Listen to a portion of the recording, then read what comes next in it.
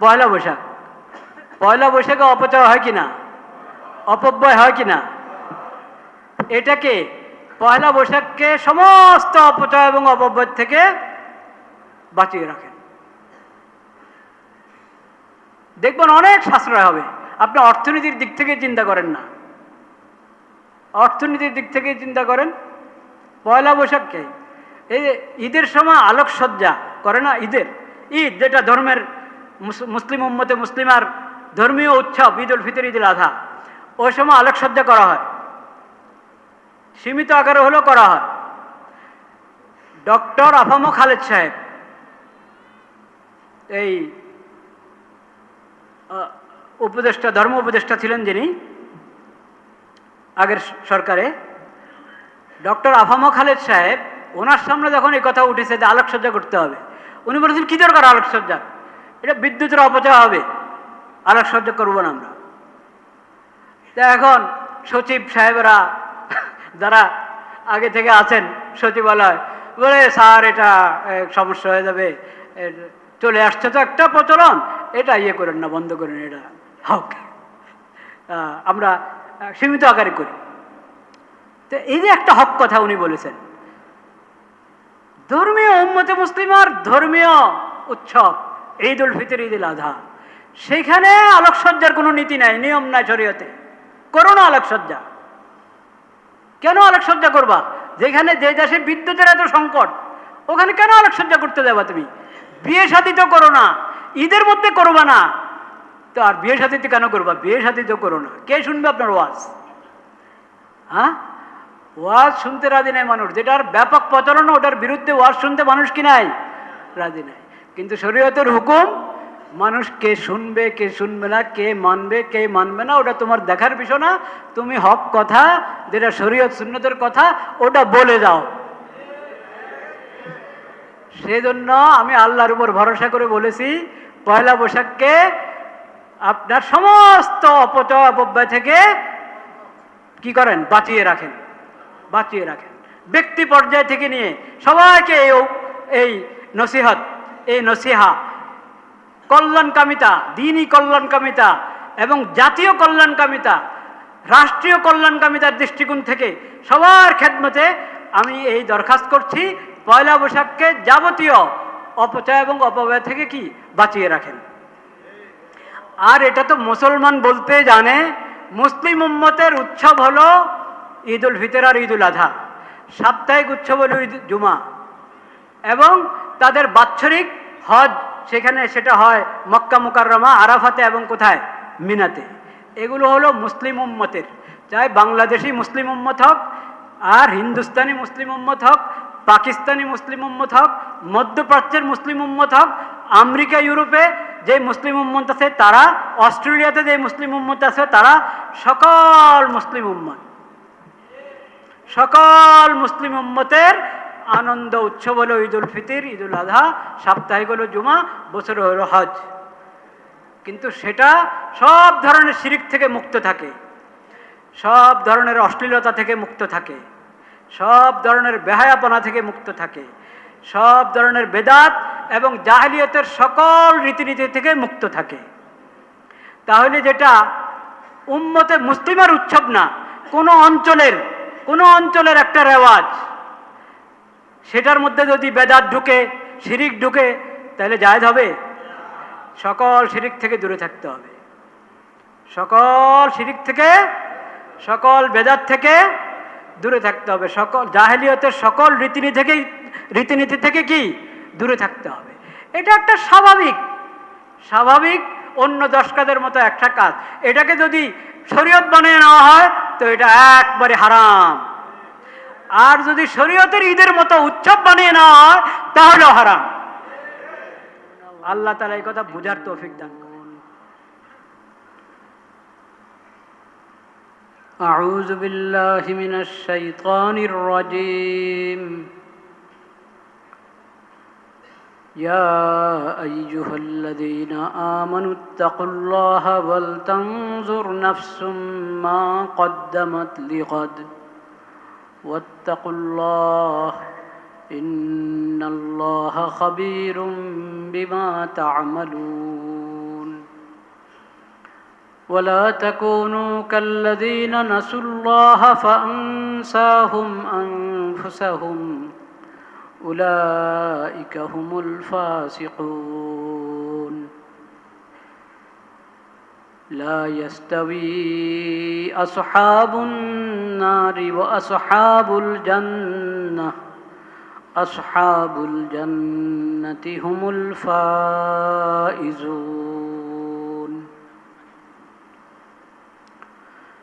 صدق الله مولانا العظيم وصدق رسوله النبي الكريم ونحن على ذلك من الشاهدين والشاكرين والحمد لله رب العالمين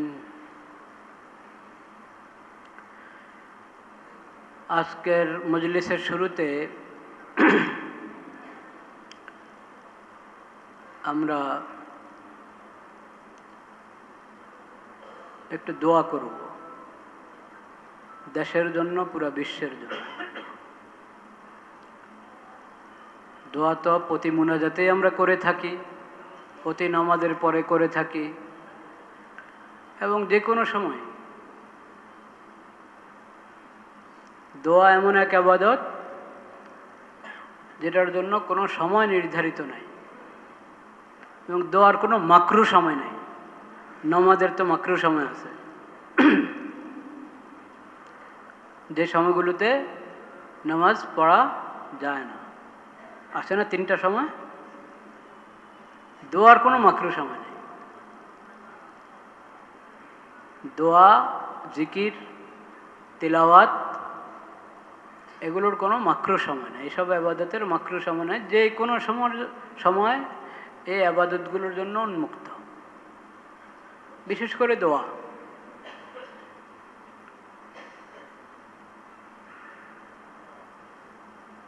সেজন্য উঠতে বসতে যখনই মনে পড়ে তখনই দোয়া করতে পারি। এমনকি উচ্চারণ না করে মনে মনে দোয়া, এটাও দোয়া। কিন্তু উত্তম হলো দিল এবং জবান, উচ্চারণও করবে, অন্তর হাজির থাকবে। এইভাবে দোয়া দিলের উপস্থিতি সহ জবানে আল্লাহর কাছে বলতে থাকবে।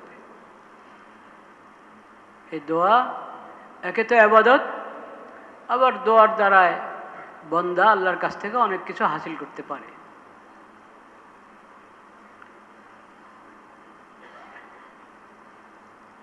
দোয়া যেমন ব্যক্তির জন্য হয়, নিজের জন্য, এমনিভাবে অন্যের জন্য দোয়া। আমার মা বাবার জন্য আমি দোয়া করব, সন্তানের জন্য দোয়া করব, মুরব্বীদের জন্য দোয়া করব, আত্মীয় মুরব্বী, এমনি মুরব্বী, আমার প্রতি যাদের হেসান আছে তাদের জন্য দোয়া করব, প্রতিবেশীদের জন্য দোয়া করব, আরো বড় আকারে পুরো দেশবাসীর জন্য দোয়া করব, পুরা মুসলিম বিশ্বের জন্য দোয়া করব, উম্মতে মুসলিমার জন্য দোয়া করব, সকল মানুষের জন্য দোয়া করব।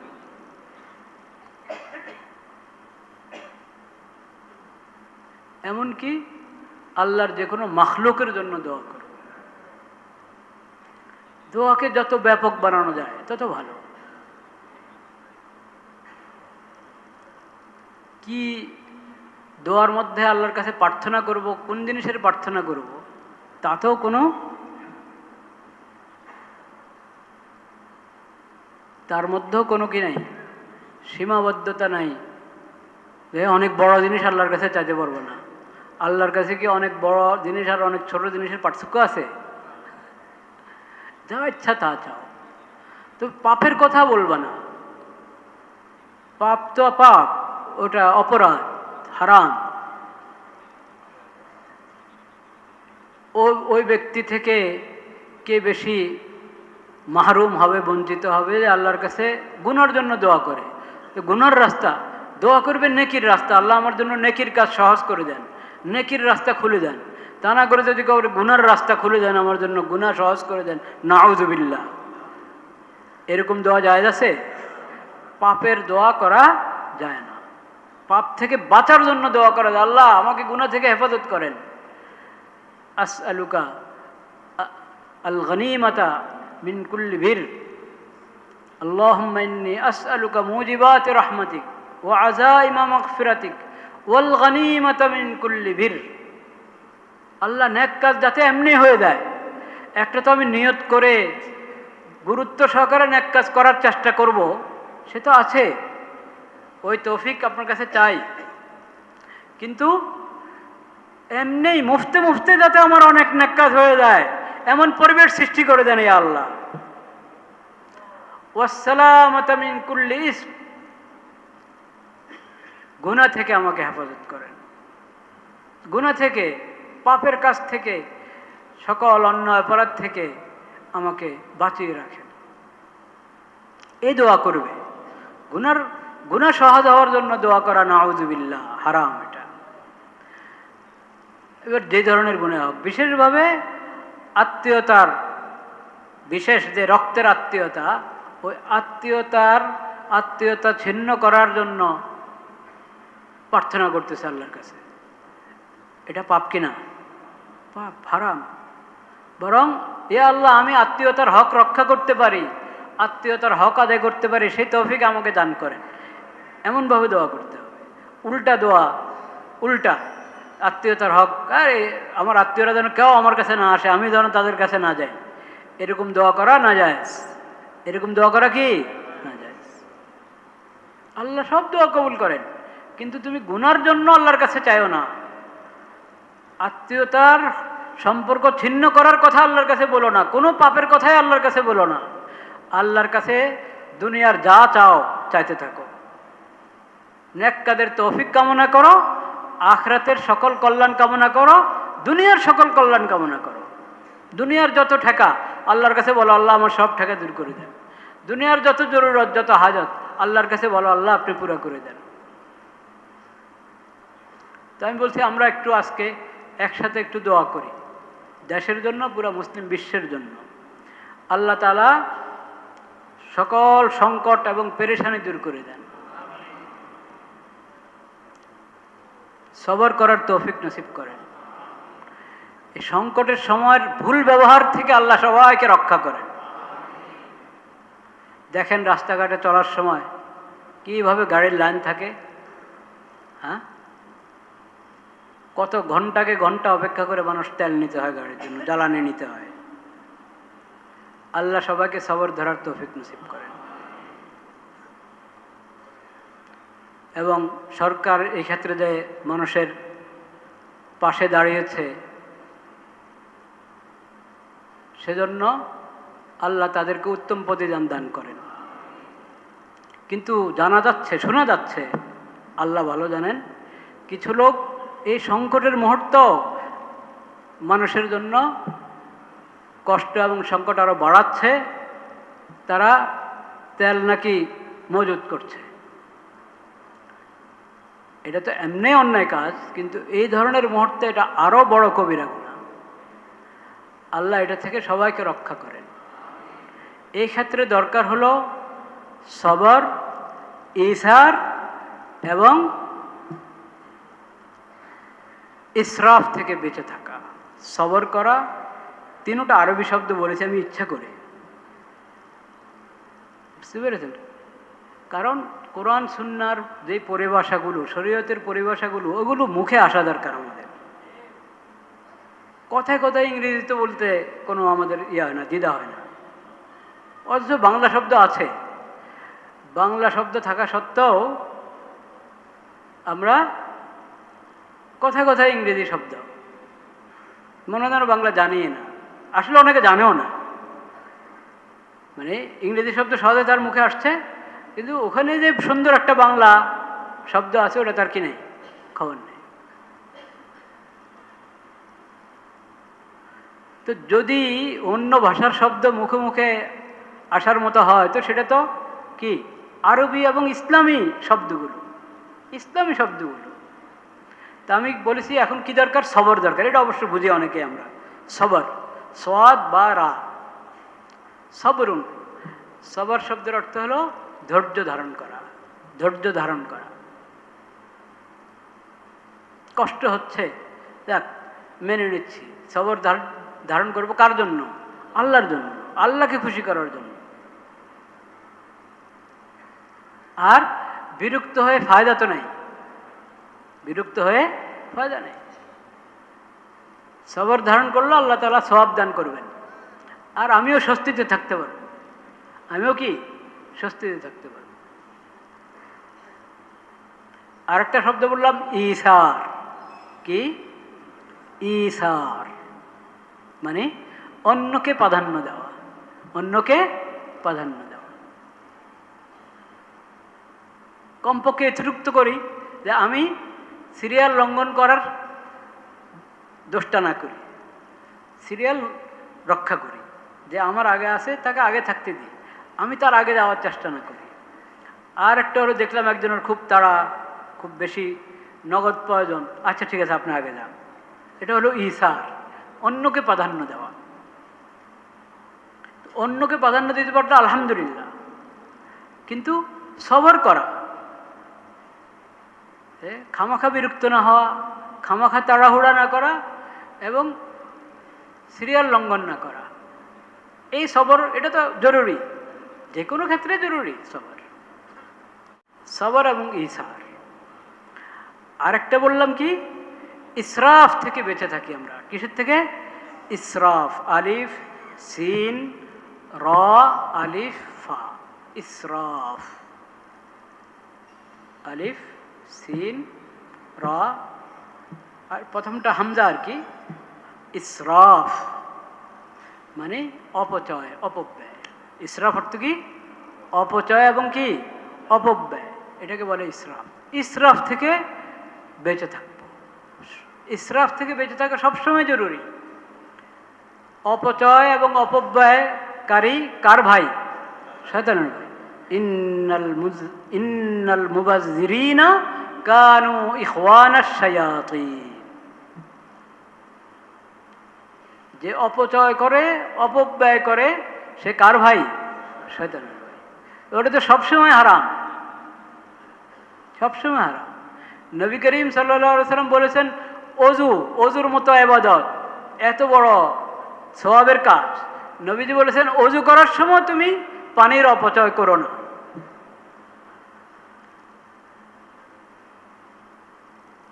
কারো প্রশ্ন হয়েছে, এটা তো নেক কাজ, নেক কাজে কি আবার ইসরাফ হয় কিনা, অপব্যয় হয় কিনা? হ্যাঁ, নেক কাজের ক্ষেত্রেও তুমি সংযমী হইতে হবে।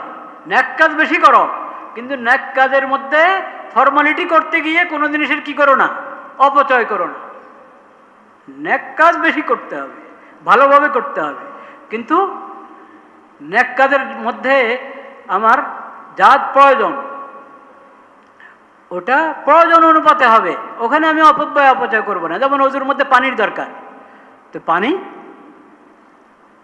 আমি 1 লোটা পানিরই তো দরকার হয় না। ওজু করতে আধা বদনা পানির প্রয়োজন হবে। 1 লোটা পানি দিয়ে যদি আমরা সাধারণত 1 লোটা লাগিয়ে ফেলি আমরা ওজুর মধ্যে, এটাও অপচয়ের মধ্যে পড়ে। কেন? আমরা অনুশীলন করি না, অপচয় থেকে বাঁচার কি করি না, অনুশীলন করি না। কল ছেড়ে দিয়ে একবারই খুব জোরে সোরে কল ছেড়ে দেয়, অন্যায় এটা, অপচয়। আবার মাথা মাথা করার সময় কল চলতে থাকে, পানি ঝট পড়তে থাকে। পাও ধোয়ার সময় একটু ডলতে হয়, ঘষতে হয়, পাও ডলে আর পানি ছেড়ে রেখেছে। কেন? আপনার যখন পানি দরকার তখন কল ছাড়েন। পানি নিয়েছেন, একটু 1 আঙ্গুল দিয়ে করে কলটা একটু করে দেন, বন্ধ করে দেন। যখন একটু আপনার পা ধুইতে সময় লাগবে, মাথা মশা করতে সময় লাগবে, কান মশা করবেন, গর্দন মশা করবেন, তখনও একবারেই চলছে কল, এবং চলছে মানে একবারে এত কি বলে, এত জোরে সোরে, এত স্পিডে যে পানির অপচয়ের কোনো সীমা থাকে না।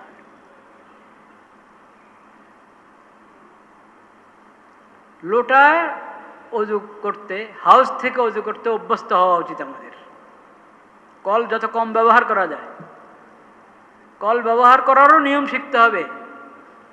প্রথমে ছাড়বই পানি হালকা করে, আবার সেটাও আবার অনবরত পড়তে থাকে, এমন যেন না হয়। তো অজুর মধ্যে যদি অপচয় নিষেধ হয়, তাহলে আপনি এবার বলেন সাধারণ কাজের মধ্যে অপচয়ের কোনো অবকাশ আছে? আচ্ছা, অপচয়ের সম্পর্ক শরীয়তে অপচয় নিষেধ করেছে, এটার সম্পর্ক কি সংকটের সঙ্গে না যে কোনো সময়? যে কোনো সময় অপচয় নিষেধ, শুধু সংকটের সময় না, শুধু সংকটের সময় না, যে কোনো সময় অপচয় নিষেধ। যেমন সফরে আসি, পানি কম, এটা একটা সংকটের সময়, তাহলে খেয়াল করে পানি ব্যবহার করব। কিন্তু নবী করিম সাল্লাল্লাহু আলাইহি সাল্লামের যে শিক্ষা, শরীয়তের যে শিক্ষা, তাহলে তুমি নদীর পাড়ে আসো, সমুদ্রের পাড়ে আসো, তাও ওযুর মধ্যে অপচয় করো না। বলেন সুবহানাল্লাহ। যেখানে পানির কোনো সংকট নাই, এত পানি না, পানি যতই আছে তুমি অপচয় করবে না, এটা শিক্ষা শরীয়তের। শরীয়তকে তো বোঝারও চেষ্টা করলাম না, আসলে চিনারও চেষ্টা করিনি আমরা।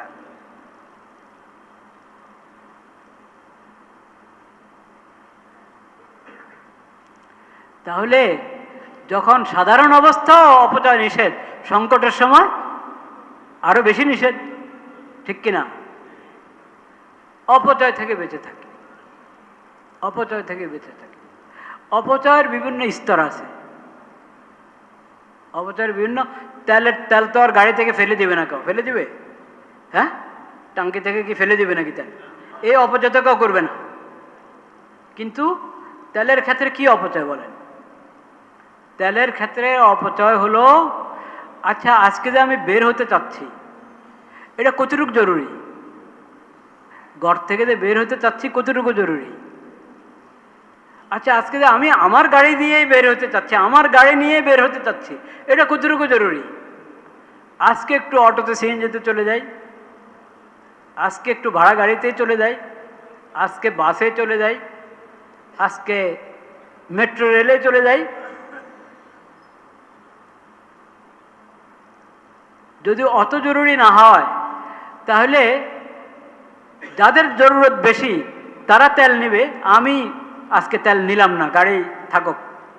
গাড়ি দিয়ে আমরা এই বাসার লোকেরা গ্যারেজে, তাদের গাড়ি গ্যারেজে পড়ে থাকবে, তারা এই গাড়ি নিয়ে আজকে কোনো অনুষ্ঠানে যাবে না।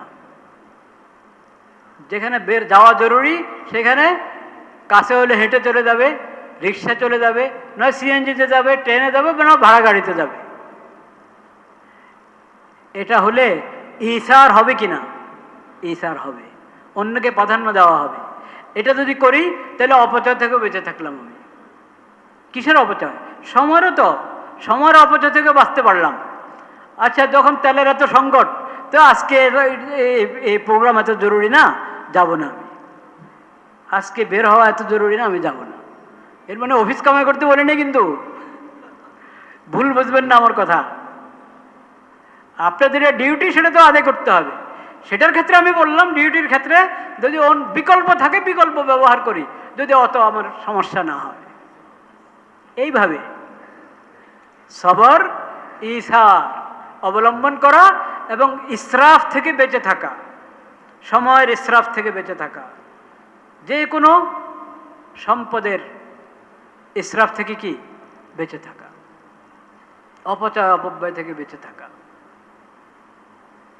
এমনি তো নবী করিম সাল্লাল্লাহু আলাইহি সাল্লাম বলেছেন, কি বলেছেন? নবী করিম সাল্লাল্লাহু আলাইহি সাল্লাম বলেছেন, লা ইলাহা ইল্লাল্লাহ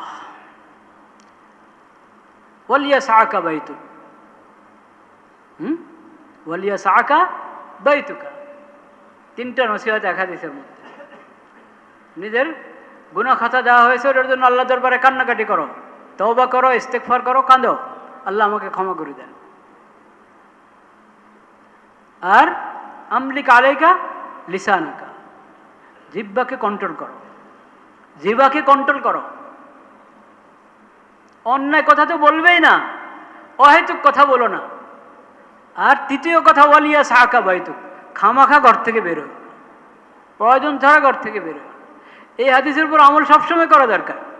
প্রয়োজন মানে দুনিয়ার জরুরত হোক আর দ্বীনের জরুরত হোক, ইমানি লাইনের প্রয়োজন, দুনিয়ার লাইনের প্রয়োজন, যে কোনো প্রয়োজনে ঘর থেকে বের হও, কিন্তু খামাখা বেরোয় না, আড্ডা দেওয়ার এমনি আর কোনো কাজ না, খালি বেরো, এটা করো না। তো এটা না করলে আপনার সময় বেঁচে যাবে। গাড়ি নিয়ে বেরোলে যদি বের হওয়ার অভ্যাস থাকে, তো এখন এই তেলের কম কম প্রয়োজনীয় ব্যবহার, এটা থেকে আমি বাঁচতে পারবো।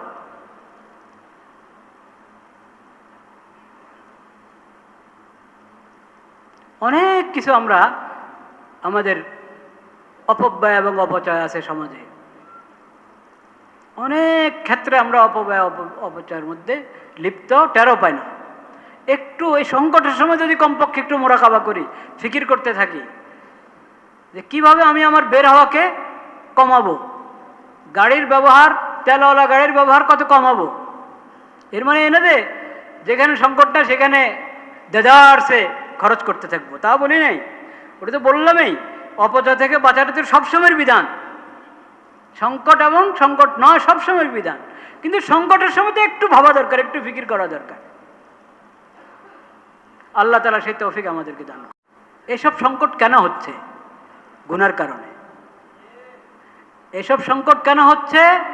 এসব সংকট এক তো ব্যক্তি পর্যায় থেকে নিয়ে সামাজিক সকল অঙ্গনে যে সমস্ত জুলুম হচ্ছে, গুনাহ হচ্ছে, ওটার কারণে সংকট। আর একটা হলো বাড়াবাড়ি, আরেকটা কি? বাড়াবাড়ি।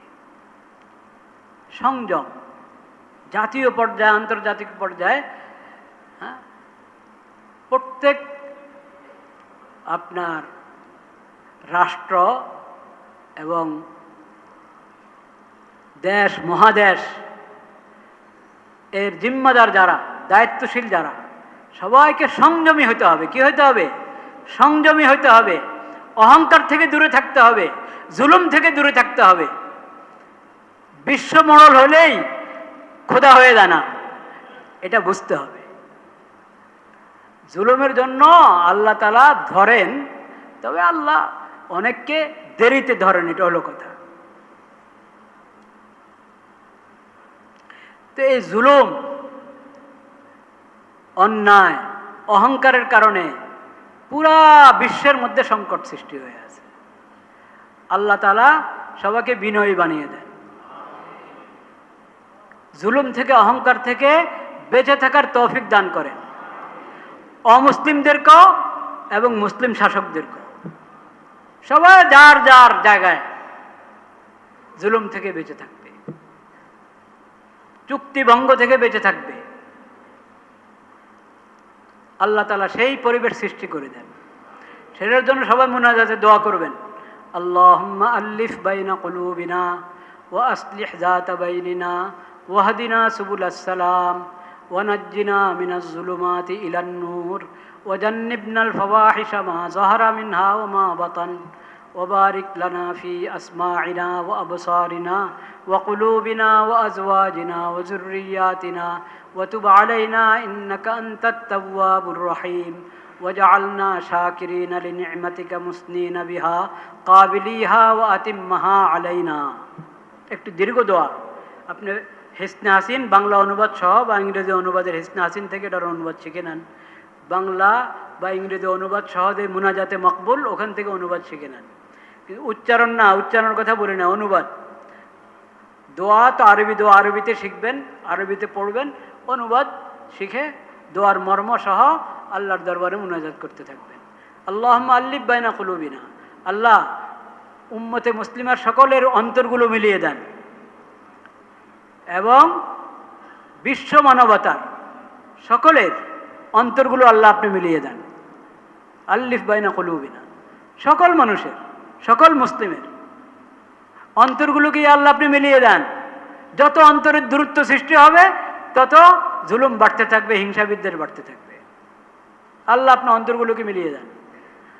আল্লিফ বাইনা কুলুবিনা ওয়া আসলিহ যাতা বাইনিনা, আমাদের পরস্পরের সম্পর্ক সুন্দর করে দেন। ওয়া নাজ্জিনা মিনাজ যুলুমাতি ইলান নূর, আমাদেরকে অন্ধকার থেকে আলোর দিকে নিয়ে আসেন। ওয়া জান্নিবনাল ফাওয়াহিশা মা যাহারা মিনহা ওয়া মা বাতান, সকল অশ্লীলতা থেকে আমাদেরকে হেফাজত করেন। বাকি দোয়া বললাম না, এখন অনুবাদ কোত্থেকে শিখবেন এটা বলে দিলাম। এটা খুব গুরুত্বপূর্ণ দোয়া। চেষ্টা করুন প্রতি মুনাজাতে এই কথাগুলো আল্লাহর কাছে বলেন, নিজের ভাষায় বলেন না, নিজের ভাষায় বলেন। ইনশাল্লাহ শান্তির একটা পরিস্থিতি কি হবে, সৃষ্টি হবে। আর দোয়া ইউনুস বেশি বেশি পড়া, লা ইলাহা ইল্লা আনতা সুবহানাকা ইন্নী কুনতু মিনাজ জালিমিন। নিজেকে অপরাধী, যা হচ্ছে, যত ফিতনা ফাসাদ, যত সমস্যা, যত সংকট, যত বিশৃঙ্খলা, সব আমার গুনার কারণে। আল্লাহ, আমি অত্যাচারী, আপনি আমাকে রক্ষা করেন, ক্ষমা করেন। আমি নিজে আপনার কাছে স্বীকার করছি আমার গুনার কথা, আল্লাহ আপনি ক্ষমা করে দেন। বন্দা যখন অন্যের জন্য দোয়া করতে নিজেকে অপরাধী হিসেবে আল্লাহর সামনে পেশ করে, তো আল্লাহ দোয়া তাড়াতাড়ি কবুল করেন। লা ইলাহা ইল্লা আনতা সুবহানাকা ইন্নী কুনতু মিনাজ জালিমিন। আর এটা তো অন্যের জন্য দোয়া না, আমি সহ সবার জন্য দোয়া। লা ইলাহা ইল্লা আনতা সুবহানাকা ইন্নী কুনতু মিনাজ জালিমিন। লা ইলাহা ইল্লা আনতা সুবহানাকা ইন্নী কুনতু। দোয়া ইউনুস বেশি পড়া। আর ইয়া সালামু ইয়া সালামু ইয়া সালামু ইয়া সালামু। আমি চাই বয়ান একটা 10-এর মধ্যে শেষ করে দিতে। আজকে 2-3 মিনিট বা সর্বোচ্চ 5 মিনিট সময় বেশি নেব, আপত্তি আছে আপনাদের? অপচয় থেকে বেঁচে থাকি। কিসের থেকে? সময়ের অপচয় থেকে বেঁচে থাকি। সময়ের অপচয় থেকে, ঘোরাফেরা করার অপচয় থেকে বেঁচে থাকি। সব কিছুর অপচয় থেকে বেঁচে থাকি। অপচয় মানে যেটা জরুরি না, যেটা ছেড়ে দিলে কোনো সমস্যা নাই, ওটা ছেড়ে দিব। যেটাকে সীমিত করলে কোনো সমস্যা নেই, ওটাকে সীমিত করব। ওটাকে কি করব? সীমিত করব। সামনে পয়লা বৈশাখ আসছে, হ্যাঁ, পয়লা বৈশাখ। পয়লা বৈশাখে অপচয় হয় কিনা? অপব্যয় হয় কিনা? এটাকে, পয়লা বৈশাখকে সমস্ত অপচয় এবং অপব্যয় থেকে বাঁচিয়ে রাখেন। দেখবেন অনেক সাশ্রয় হবে। আপনি অর্থনীতির দিক থেকে চিন্তা করেন না, অর্থনীতির দিক থেকে চিন্তা করেন। পয়লা বৈশাখকে, এই ঈদের সময় আলোকসজ্জা করে না, ঈদ যেটা ধর্মের মুসলিম উম্মতে মুসলিমার ধর্মীয় উৎসব, ঈদ উল ফিতর, ঈদ উল আযহা, ওই সময় আলোকসজ্জা করা হয়, সীমিত আকারে হলেও করা হয়। ডক্টর আফামো খালেদ সাহেব, এই উপদেষ্টা, ধর্ম উপদেষ্টা ছিলেন যিনি আগের সরকারে, ডক্টর আফামো খালেদ সাহেব, ওনার সামনে যখন এই কথা উঠেছে যে আলোকসজ্জা করতে হবে, উনি বলেছেন কি দরকার আলোকসজ্জা, এটা বিদ্যুতের অপচয় হবে, আলোকসজ্জা করবো না আমরা। তা এখন সচিব সাহেবরা যারা আগে থেকে আছেন সচিবালয়, বলে স্যার এটা সমস্যা হয়ে যাবে, চলে আসছে তো একটা প্রচলন, এটা ইয়ে করেন না, বন্ধ করেন, এটা হোক, আমরা সীমিত আকারে করি। তো এই যে একটা হক কথা উনি বলেছেন, ধর্মীয় উম্মতে মুসলিমার ধর্মীয় উৎসব ঈদ উল ফিতর, ঈদ উল আযহা, সেইখানে আলোকসজ্জার কোনো নীতি নাই, নিয়ম নাই শরীয়তে। করো না আলোকসজ্জা। কেন আলোকসজ্জা করবা? যেখানে, যে দেশে বিদ্যুতের এত সংকট, ওখানে কেন আলোকসজ্জা করতে যাবা তুমি? বিয়ে শাদী তো করো না, ঈদের মধ্যে করবা না, তো আর বিয়ে শাদীতে কেন করবা? বিয়ে শাদী তো করো না, কে শুনবে আপনার ওয়াজ? হ্যাঁ, ওয়াজ শুনতে রাজি নাই মানুষ। যেটার ব্যাপক প্রচলন, ওটার বিরুদ্ধে ওয়াজ শুনতে মানুষ কি নাই? রাজি নাই। কিন্তু শরীয়তের হুকুম, মানুষ কে শুনবে কে শুনবে না, কে মানবে কে মানবে না, ওটা তোমার দেখার বিষয় না। তুমি হক কথা, যেটা শরীয়ত সুন্নতের কথা, ওটা বলে যাও। সেজন্য আমি আল্লাহর উপর ভরসা করে বলেছি, পয়লা বৈশাখকে আপনার সমস্ত অপচয় অপব্যয় থেকে কি করেন? বাঁচিয়ে রাখেন, বাঁচিয়ে রাখেন। ব্যক্তি পর্যায় থেকে নিয়ে সবাইকে এই নসিহত, এই নসিহা, কল্যাণকামিতা, দ্বীনি কল্যাণকামিতা এবং জাতীয় কল্যাণকামিতা, রাষ্ট্রীয় কল্যাণকামিতার দৃষ্টিকোণ থেকে সবার খেদমতে আমি এই দরখাস্ত করছি, পয়লা বৈশাখকে যাবতীয় অপচয় এবং অপব্যয় থেকে কি বাঁচিয়ে রাখেন। আর এটা তো মুসলমান বলতে জানে, মুসলিম উম্মতের উৎসব হলো ঈদ উল ফিতর আর ঈদ উল আজহা, সাপ্তাহিক উৎসব হলো ঈদ জুমা, এবং তাদের বাৎসরিক হজ সেখানে সেটা হয় মক্কা মুকাররমা, আরাফাতে এবং কোথায়, মিনাতে। এগুলো হলো মুসলিম উম্মতের, চাই বাংলাদেশি মুসলিম উম্মত হোক, আর হিন্দুস্তানি মুসলিম উম্মত হোক, পাকিস্তানি মুসলিম উম্মত হোক, মধ্যপ্রাচ্যের মুসলিম উম্মত হোক, আমেরিকা ইউরোপে যে মুসলিম উম্মত আছে তারা, অস্ট্রেলিয়াতে যে মুসলিম উম্মত আছে তারা, সকল মুসলিম উম্মত, সকল মুসলিম উম্মতের আনন্দ উৎসব হলো ঈদ উল ফিতর, ঈদ উল আজহা, সাপ্তাহিক হলো জুমা, বছরে হলো হজ। কিন্তু সেটা সব ধরনের শিরিক থেকে মুক্ত থাকে, সব ধরনের অশ্লীলতা থেকে মুক্ত থাকে, সব ধরনের বেহায়াপনা থেকে মুক্ত থাকে, সব ধরনের বেদাত এবং জাহেলিয়তের সকল রীতিনীতি থেকে মুক্ত থাকে। তাহলে যেটা উম্মতে মুসলিমের উৎসব না, কোনো অঞ্চলের একটা রেওয়াজ, সেটার মধ্যে যদি বেদাত ঢুকে, শিরিক ঢুকে, তাহলে জায়েজ হবে? সকল শিরিক থেকে দূরে থাকতে হবে, সকল শিরিক থেকে, সকল বেদাত থেকে দূরে থাকতে হবে, সকল জাহেলিয়তের সকল রীতিনীতি থেকে কি দূরে থাকতে হবে। এটা একটা স্বাভাবিক অন্য 10 কাজের মতো একটা কাজ। এটাকে যদি শরীয়ত বানিয়ে নেওয়া হয় তো এটা একবারে হারাম, আর যদি শরীয়তের ঈদের মতো উৎসব বানিয়ে নেওয়া হয় তাহলেও হারাম। আল্লাহ তাআলা এই কথা বুঝার তৌফিক দান করেন।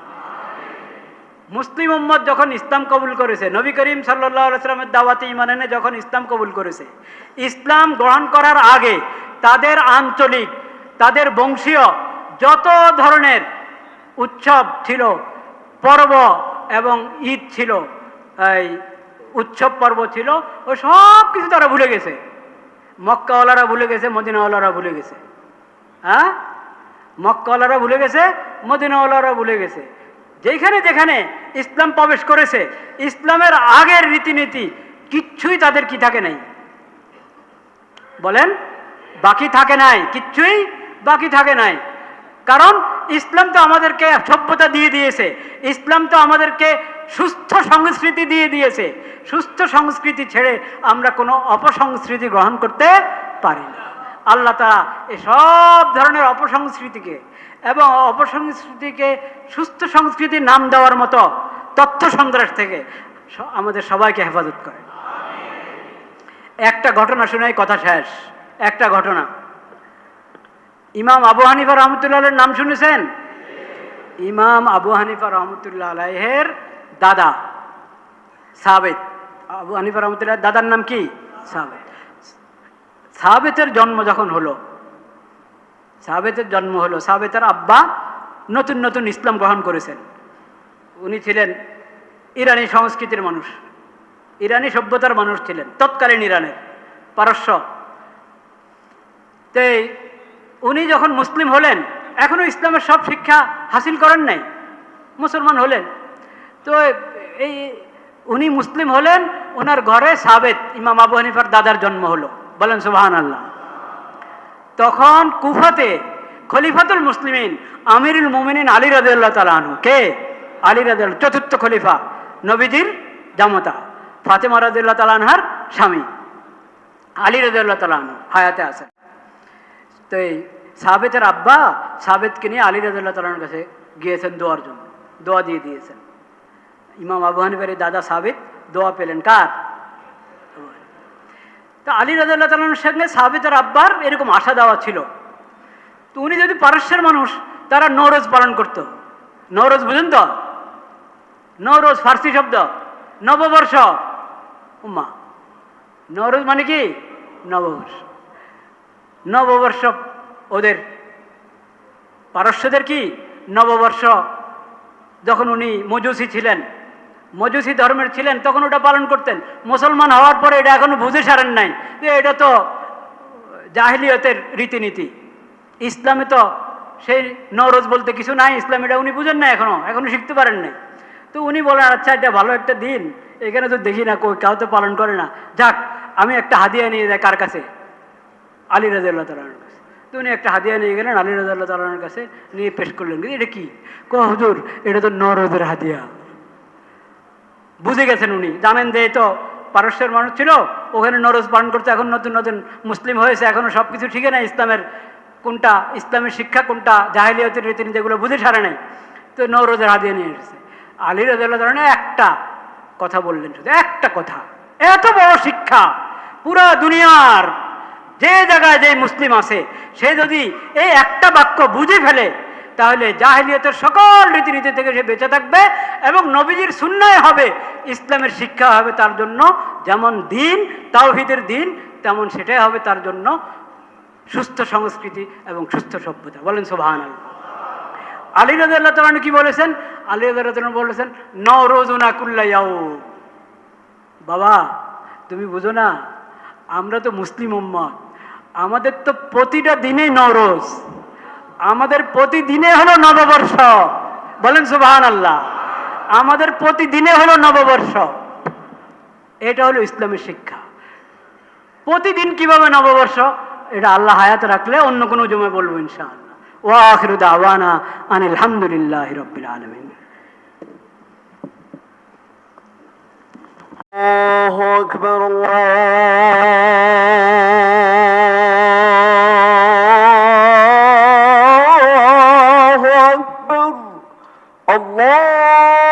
আল্লাহু আকবার,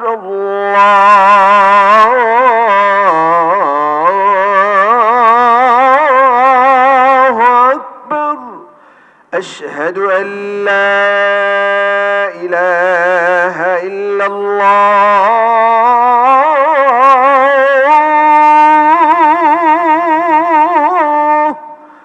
আশহাদু আল লা ইলাহা ইল্লাল্লাহ,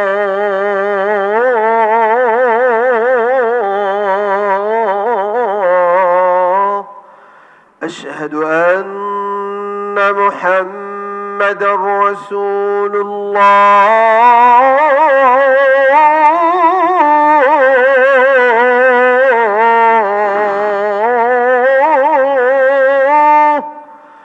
আশহাদু আন্না মুহাম্মাদার রাসূলুল্লাহ।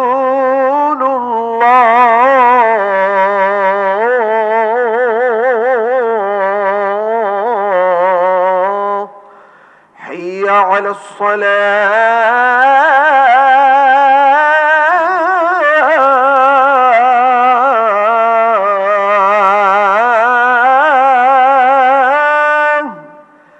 হাইয়া আলাস সালাহ,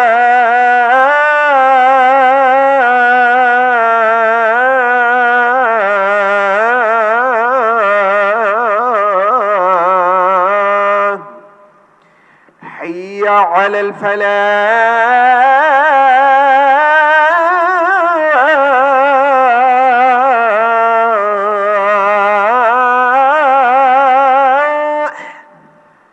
حي على الفلاح.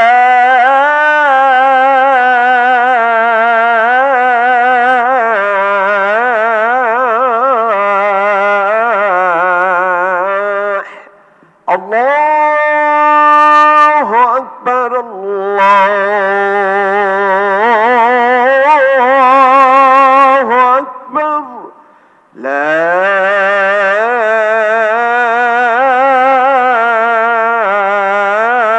إله إلا الله.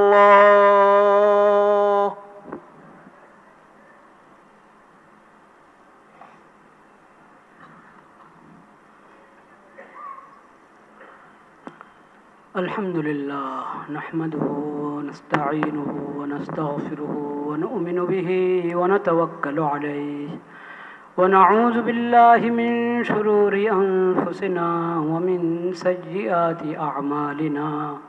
من يهده الله فلا مضل له ومن يضلل فلا هادي له.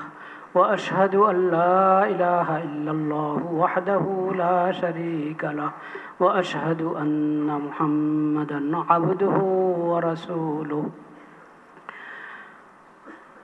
أعوذ بالله من الشيطان الرجيم.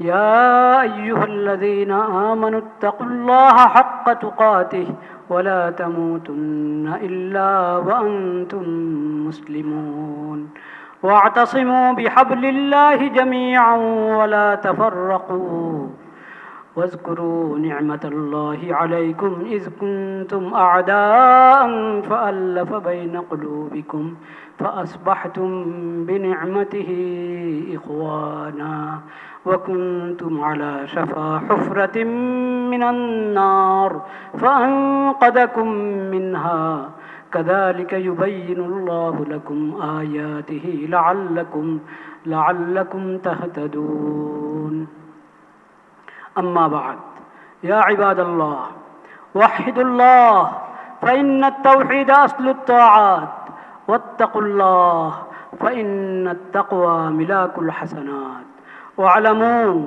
أن دينكم دين الإسلام دين شريعة سمحة سهلة بيضاء ليلها كنهارها لا يزيغ عنها إلا هالك واعلموا أن هذه الشريعة شريعة العدل والإحسان شريعة العدل والوسطية فلا تبغوا عنها بدلا فإنكم إن ابتغيتم عنها بدلا تكونوا خاسرين في الدنيا وفي الآخرة أعوذ بالله من الشيطان الرجيم ولا تكونوا كالذين نسوا الله فأنساهم أنفسهم أولئك هم الفاسقون بارك الله لنا ولكم في القرآن العظيم ونفعنا بالآيات منه والذكر الحكيم أقول قولي هذا وأستغفر الله لي ولكم ولسائر المسلمين فاستغفروه إنه هو الغفور الرحيم